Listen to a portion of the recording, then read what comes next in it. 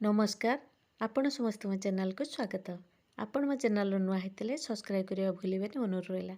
आज मु मटर आलूर रेसिपी नहीं आसी। गोटे कप मटर नहीं गोटे आलू को चुपा छड़े नहीं लंबा साइज काटी नहीं धोई परिष्कार करदे। तार मसला प्रस्तुत करवा।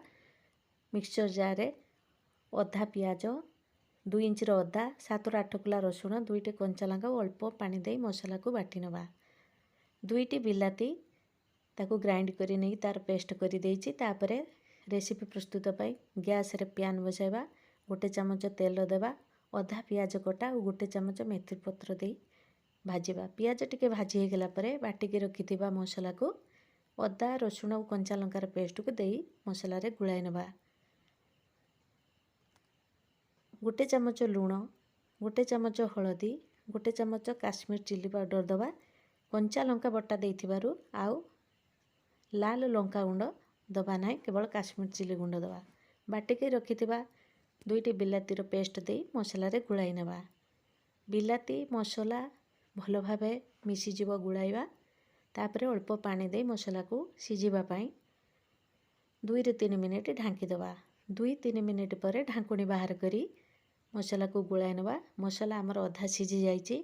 एबे आमे छड़ाई रखिथिबा मटर को गोटे कप और आलू गोटे आलूर कटा और किछि धनिया पत्र दे मसला को गुळाइबा।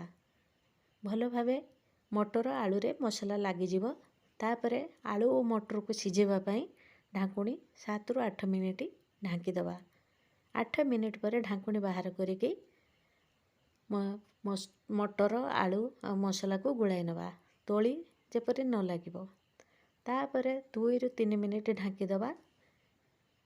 आलू मटर को गुळाई नबा।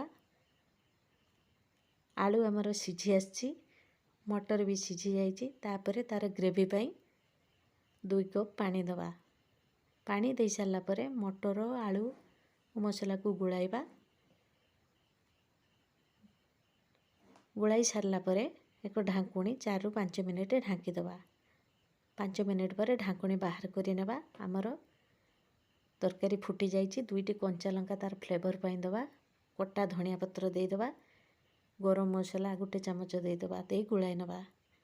आपण ए मटर आलू तरकारी भात रुटी नान पराठा सबुथिरे खाई परिवे।